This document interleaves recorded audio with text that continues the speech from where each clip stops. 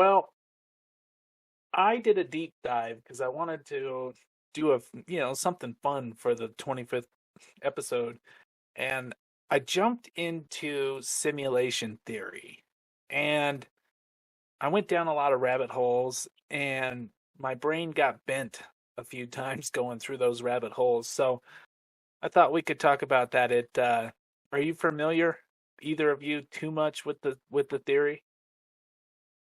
I'm going to simulate I know what you're talking about. So I will say yes. And actually, I liked it the first time when it was called The Sims. Is that about right? Surprisingly, yes, Kirk. All right. See, there's truth in that joke. Um, so basically, simulation theory is the essentially idea that what we are experiencing as life right now is actually a simulation that's being done by generations way ahead of us that have the technology available to simulate our lives as we see Are them. we like lab rats kind of thing, or more like the Truman Show? More like the Matrix. Yeah, kind of like the Matrix, but in the sense of like going back to your Sims joke, like it would be as if our ancestors 5 generations down the road all have the technology to play the Sims, and we are the Sims. Yeah, it's real weird. It's like they have a supercomputer technology that can run this efficient of a simulation to where we don't actually we think we're alive and living our lives, but we're actually just a computer program. Like people have gotten automated, not just jobs, but their lives have been automated. Well, and it kind of makes it suck when you put it that way, because like I'm going to work and suffering for a computer program. Like, screw you, Sim. Those are only theories because that's as far as we can understand them. Every time they spin up the Hadron Collider or anything to that effect, our knowledge of the universe changes significantly.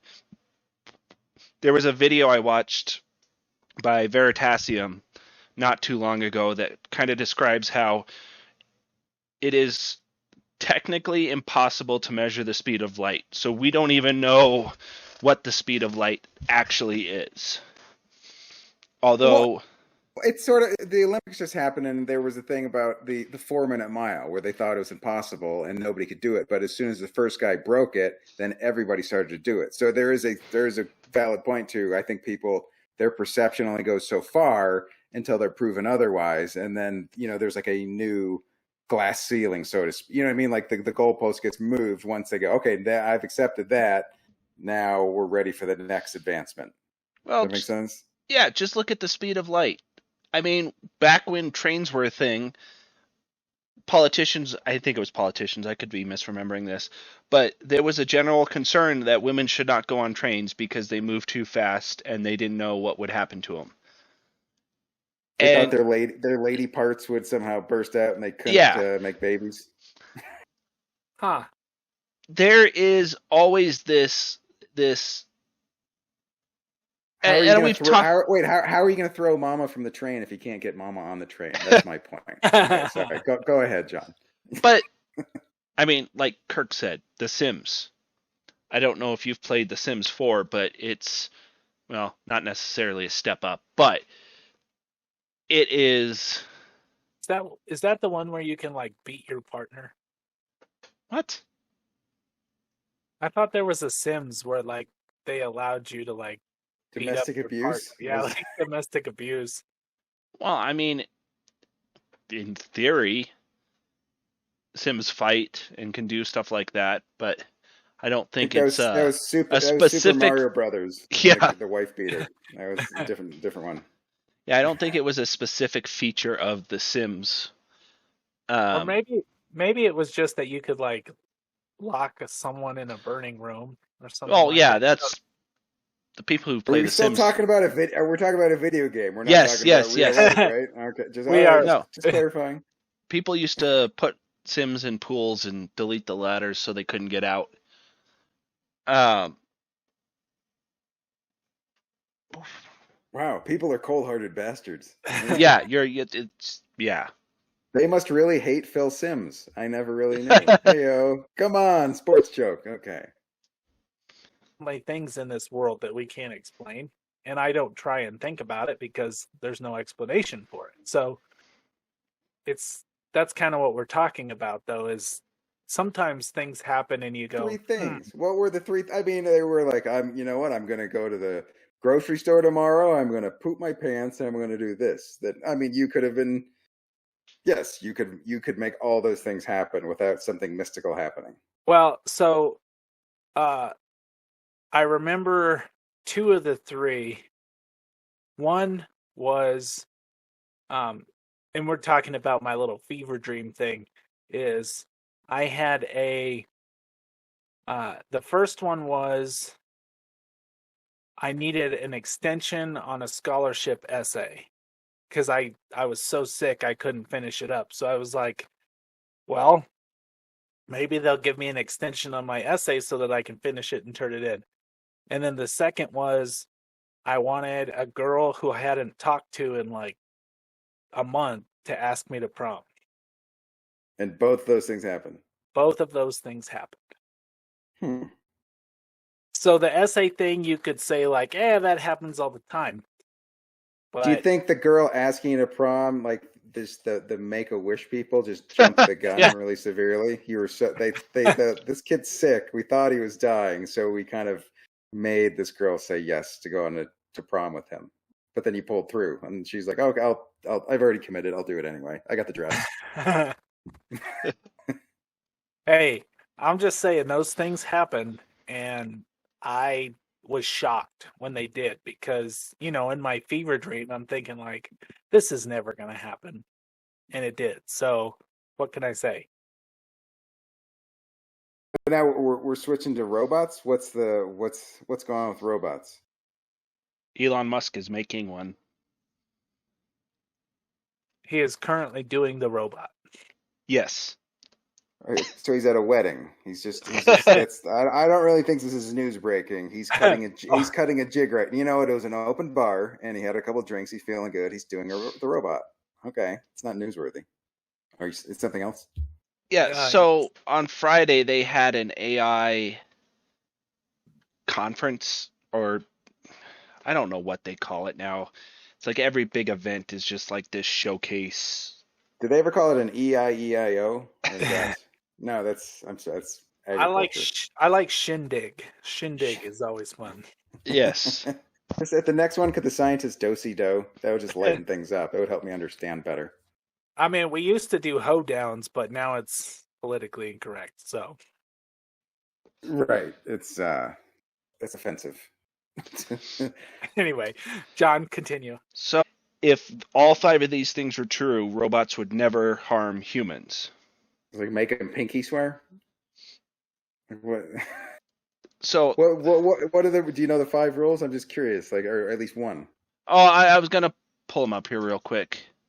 I was just gonna do the same thing because it's So it's a robot may not injure a human being or through inaction allow a human being to come to harm. Second one is a robot must obey the orders given it by humans except where such orders would conflict with the first law. Tell that to my Alexa. Sorry, not the 5 laws. It was the 3 laws. And the third law is a robot must protect its own existence as long as such protection does not conflict with the first or second laws. All right, my Roomba has been looking funny at me, so I think it's starting shit. So I think it's going rogue. Well, you should stop kicking it, Kirk. It's coming at me. I can't. I got to defend myself. I'm not. Either my Roomba thinks I'm a piece of garbage, which I don't appreciate. I don't appreciate that Roomba. I forgot my other point, but no, I'm you know what? Me and my Roomba are in a blood feud right now. It's exactly like Game of Thrones, but it's with lint. It'll come back around, Kirk. Just give it time. Okay, all right. You know, we're going through some couples counseling. We'll see what I can do. And have you guys seen the Boss Baby? Have you seen that movie? The preview for that? Yes. Okay, so what I actually, if you didn't know this, the Boss, because it was a sequel, it's become so popular that they're going to be a TV show, and it's I actually watched Undercover Boss Baby, and I honestly couldn't believe the workers couldn't tell. It was a freaking baby. How do you not realize there's an 8-month-old babbling, oh, that's my boss? It's just, you know what? If you mark detail oriented, I hope you didn't, because you're not. But speaking of babies, I was I was making a baby laugh so hard. I was killing this baby. I was destroying this. Here's how much I was making this baby laugh. This baby handed me his own nose. That's he's like, you sir have earned this. You've caused me to soil myself more than usual. So well done, old chap. And then so we're talking babies. I went to Walgreens. This will all tie in. I went to Walgreens, and I think because of the COVID, I think I've forgotten how to talk to people. Like I feel like I'm rusty. I'm not sure if you guys can relate to that, but just you've been quarantined, and then I feel like I'm trying to get back in society. Well, so I went to Walgreens, which, by the way, once I was driving by Walgreens in the night, and the W was out, and it was Algreens, which was hilarious. That's a sexy store. But anyway, so I was at Walgreens, and I was buying something, and the lady she goes, do you want a plastic bag? And I go, and I just, once again, this is me, quarantine, trying to make her laugh. I go, you know what? To be honest, I have enough plastic bags at home to kill an army of babies. And yeah, so that came out of my face, and then in the back, instantly, what the hell are you saying? Why did you say this to this middle-aged lady with glasses? And then I actually started to go with me on this. Picture an army of babies coming at you. They have camouflage helmets. They have white diapers. They're just coming at you. And then, you're just handing out plastic bags. Like, there's one for you. There's one for you. Gucci, Gucci, Gucci. You're so cute. But seriously, John, the main problem with baby soldiers is when they come back from war, there's no jobs for them. The illiteracy rate among baby soldiers, it's through the roof, okay? Because they come back disillusioned. They're like, why were we in Afghanistan? The worst part was they didn't even get their security deposit back. Who knew it would have been so complicated? But anyway, they just come back from the war, depressed, staring up at their mobile. Their mobile is just opioids and syringes. You know what I mean? They're hooked on that, and they're just totally disillusioned. So that was baby soldiers. That was a joke. It's the 25th anniversary. It's their 25th show. That was Chris's favorite joke. So I really tried to stack it heavy with baby friendly stuff before I got to the killing them with plastic bags, because you really got to make you like me to get away with that. Yes, that is one of for everybody listening. That is one of Kirk's. You can check him out on YouTube, Kirk Buckout. That is one of his best bits that he does have. John didn't laugh. I don't know why, but I'm here, just muted. Okay, he's muted. All right, that's why he did not laugh. Anyway, yes, check Kirk out on YouTube, because that is one of his bits, and it's hilarious. And my Twitter, I just passed, I think, 4,300 jokes. So if you like jokes, follow me on Twitter. They come about, I don't know, 10 a day, maybe 5 on a bad day. But if you like silly jokes, go there. It's nothing hateful, political bullshit. It's mainly silly, goofy stuff. It was a story about a walrus. There was a walrus off the coast of Ireland who he's been pulling himself up on boats to rest. And you guys, a walrus is a big, heavy. So and they've named him Wally the walrus. He's actually sunk 2 boats in this bay, just trying to pull himself up. So the hilarious part, their solution is what they're going to do is to stop him from sinking these boats. Officials have secured a 3-sided pontoon boat for Wally to use as a floating couch. So it's not, hey, an animal's doing something, we're going to kill him. We're going to give him a comfy couch. And I just feel bad for the owners that had two of their boats sunk because they both had insurance, but they're not being reimbursed because they weren't covered by walrus attack. Or active walrus was the other one. I wasn't sure which one was funnier, active walrus or walrus attack. Either way, but they're not getting it back. Just Wally is grateful for the couch, and he's asked if he could also get a TV and a beer. So that's what's happening in Ireland. There's trouble with the world, and they're trying to figure out how to make a walrus more comfy, giving him a couch. Sounds about right. My off topic was in the same vein of animals, but mine went the other way. So in Indiana, they shot a walrus? No. So Okay. in Indiana, they have black vultures, which apparently is just a vulture that doesn't have a red head like the vulture you think of when you think of vulture. Mm-hmm. And the farmers have been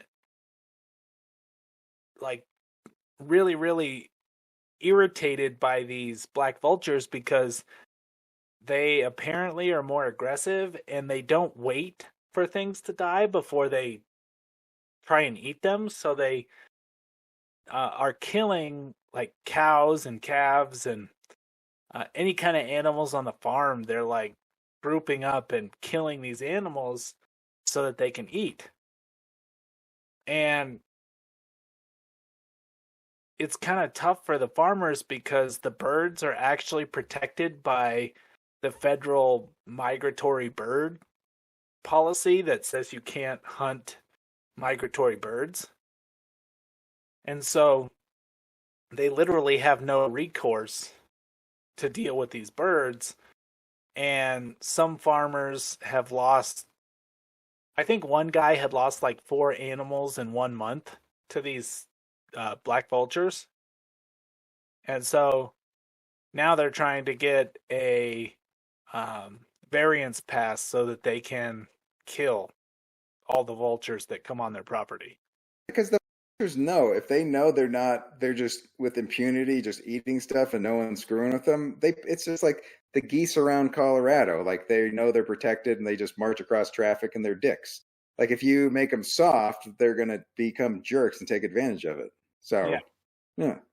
Yeah, so mine was a little bit less lighthearted than yours because these black vultures, I read the whole story was like they don't even care. They'll circle around, like they said the farmers get outside and there's like 10 of these things flying around and they find something they want to eat, they just take it down. So just like you. Yep, pretty much. So your spirit animal is the that is the spirit animal of Chris. Yes. Because I'll just circle. There's somebody dropped a corn dog in a parking lot. He circled for a good 5 minutes before he swooped down just to make sure it was safe. It was crazy. You think I'm making it up? I'm not. I do a lot of things for a corn dog as long as it's real. Right. It was. That's why you circled for so long, just to make sure it wasn't one of those fake veggie corn dogs. Yep. Not again. Never again. Never.